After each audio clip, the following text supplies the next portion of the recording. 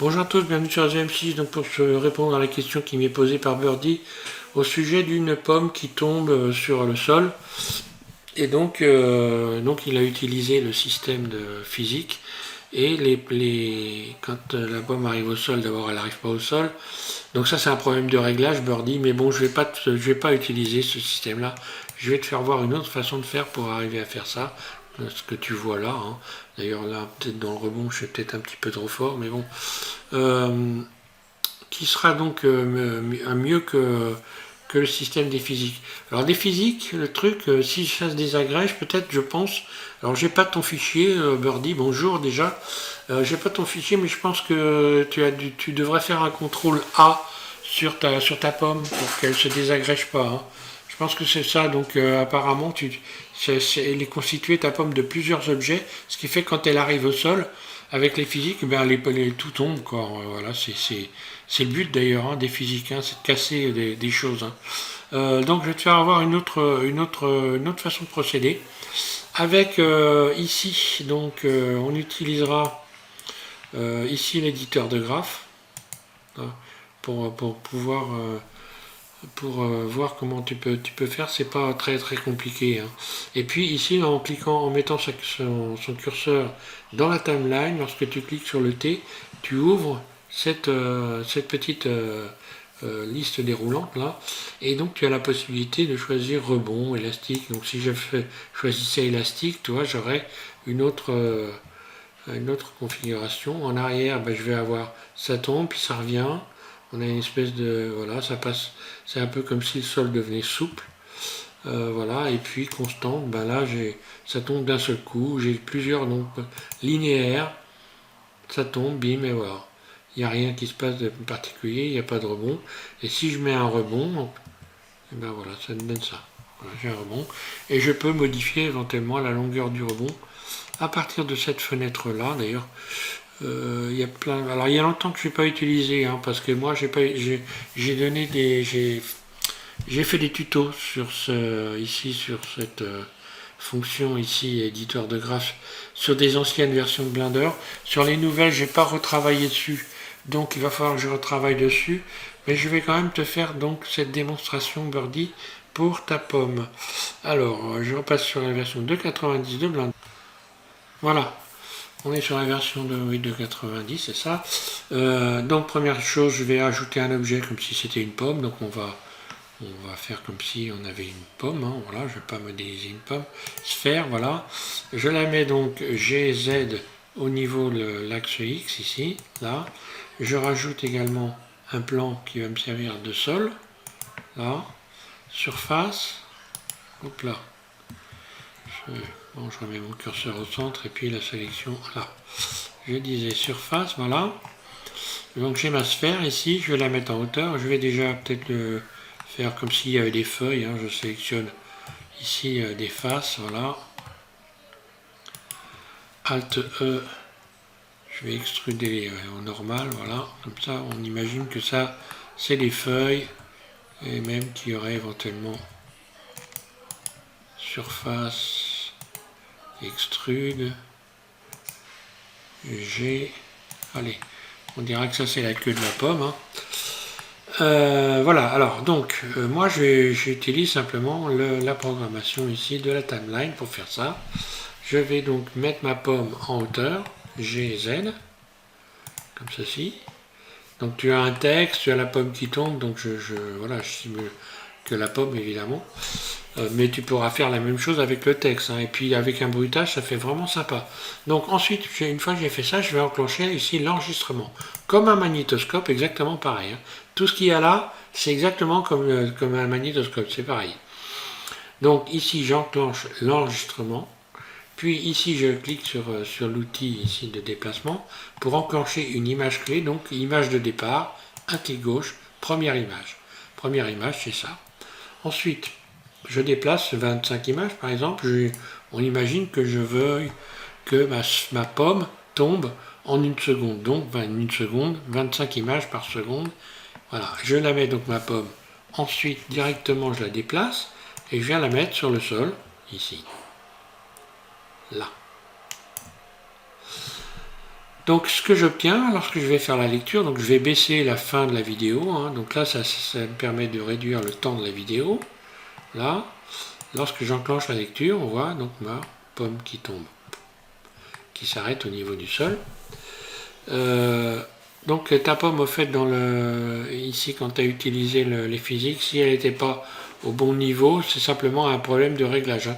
Tu as dû dérégler quelque chose, je me rappelle plus bien, mais c'est voilà, c'est parce que tu as déréglé un élément ici dans les listes. Hein. Enfin, oui, dans le corps souple, voilà. Pas dans le corps souple, dans le corps rigide. Alors, bon, je reviens à mes moutons. Alors là, pour pouvoir avoir un rebond, je n'ai juste qu'à faire un clic droit, de positionner mon curseur ici, de faire A, je sélectionne toutes les images clés, et je fais T, et je vais cliquer sur rebond. Là, maintenant j'ai un rebond. Donc imaginons maintenant que je veuille que ma pomme, non seulement elle ait un rebond, mais en plus qu'elle tourne, arrive au sol, qu'elle tombe. Donc je vais agrandir un petit peu la fin de la vidéo. Je positionne, par exemple, j'ai envie qu'en une demi-seconde, c'est-à-dire on va dire une dizaine d'images, c'est-à-dire que je suis à 25 plus 10, ça va me faire 35, on va dire à 40 images. À 40 images, je veux que ma pomme, qu'elle tombe, qu'elle ait une rotation. Donc là, je vais faire une rotation par rapport à la vue, par exemple. R, rotation. Et hop, voilà, je fais en sorte que les feuilles viennent toucher le sol ici. Que va-t-il se passer? Est-ce que je vais encore avoir du rebond? Voilà. Donc tout ça, ça manque un peu de fluidité, on va dire. Hein. Donc je vais ouvrir je vais ouvrir ici donc l'éditeur de graphes. Alors pour ouvrir l'éditeur de graphes dans la même interface ici, je positionne mon curseur ici pour avoir la double flèche. Je fais un clic droit et je vais faire clic vertical. Un clic gauche, puis un autre clic gauche, ce qui fait que j'ai ouvert une nouvelle fenêtre que je peux manipuler comme j'ai envie. Ensuite ici, je vais aller chercher l'éditeur de graphes. Et ce que je vois dans l'éditeur de graphes, hein, c'est simplement la forme graphique de mon animation ici. Donc là, ici, on voit le rebond ici. Hein. Je peux modifier le rebond. Alors, simplement, si je déplace comme ça, on voit que ça va beaucoup plus vite. Donc je vais faire un GX, parce que je peux le déplacer dans les axes. Donc voilà, là j'ai un rebond qui est beaucoup plus lent. J'ai le deuxième mouvement, ça doit être celui-là, je pense. Alors on va faire, je vais le déplacer, GX.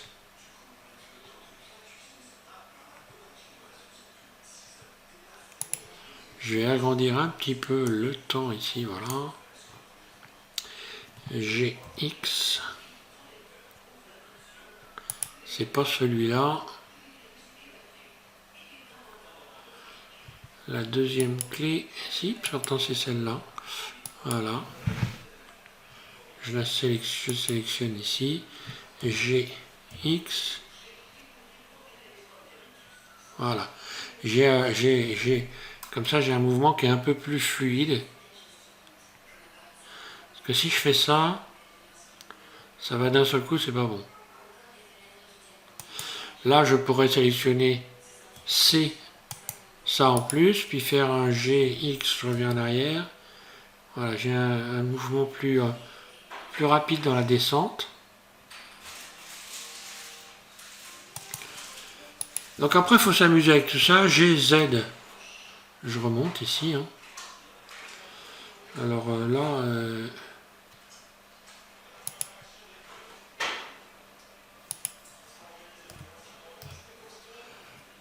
ah oui, là, voilà. Alors là, je déforme. Ça joue sur les formes. Sur les axes. Ah, voilà comment tu peux faire pour pour faire tomber ta pomme, hein, avec des petits rebonds. Alors je sais plus, dans les anciennes versions je pouvais avoir plus de rebonds que ça. Il va falloir que je retravaille dessus, hein, parce que là on peut rajouter des éléments ici. Par exemple, dans les modificateurs là, si je rajoute du bruit, on va voir que ça change la forme. Voilà ce qui se passe. Là, la tremblote, la pomme. Hein. CTRL Z, je reviens en arrière, ça revient en arrière. Hein. Voilà, il y a plein de choses à savoir. Il faut que je retravaille dessus. Mais bon, voilà, en attendant, tu as une idée de ce que tu peux faire pour éviter de trop te casser les pieds. Alors, à mon avis, ce qui t'est arrivé ici dans les particules, je pense que c'est parce que tu n'as pas fait un CTRL A et donc, en réalité, ta pomme, elle est constituée de plusieurs objets. Et arrivé au sol, comme c'est un corps rigide, hein, comme c'est corps rigide, voilà, ça s'étale au sol, tes feuilles elles tombent. Je pense que c'est ça. Hein. Voilà, donc Birdie, j'espère que ça répond à ton problème. Et puis je vous remercie tous de suivre SVMC. Je vais revenir moi aussi, hein, sur la verdure. Mais bon, en attendant, je travaille pour éviter quand même de lasser un petit peu, surtout en ce moment, les gens qui font de la modélisation ont besoin de distraction. Donc je vais revenir évidemment sur la verdure et le palmier, cocotier, tout ça. Mais bon, en attendant, je vais te faire voir ce que je fais. Et d'ailleurs, peut-être les personnes qui vont regarder, le prochain tuto ça va être une nouvelle voiture. Mais cette fois-ci un peu différente. Voilà, c'est une voiture ancienne, une berline. Et donc c'est une voiture que moi j'ai modélisée réellement. Hein. Voilà, moi je l'ai faite vraiment en bois, mais ça va être intéressant pour ceux qui ont des imprimantes, en l'occurrence, pour éventuellement imprimer tous les objets qui sont là sont imprimables. Hein. Donc on peut parfaitement décider d'imprimer cette voiture. Voilà, pour l'instant je suis en train de la modéliser. Alors je vais proposer un plan avec un complet, donc un plan avec non seulement avec toutes les cotes, les dimensions. Hein. Voilà, le plan il est là. Je vais faire en sorte qu'on ne voit que le plan. Voilà, voilà par exemple des parties d'un plan. Donc il y aura tout le plan qui sera accessible dans les images. Je vais aller rechercher une autre partie du plan.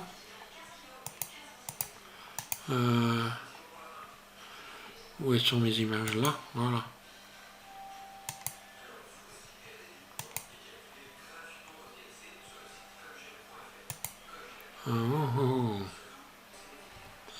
Mais oui, je suis bête, c'est là. Donc il va y avoir tout le plan complet. Je vais aller rechercher l'image, voilà. Je dois avoir ça sur mon bureau, il me semble.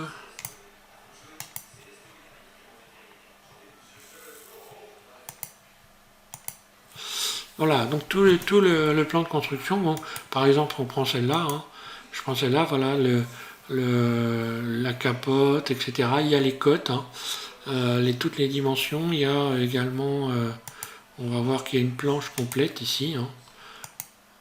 Voilà, avec toutes les explications de montage.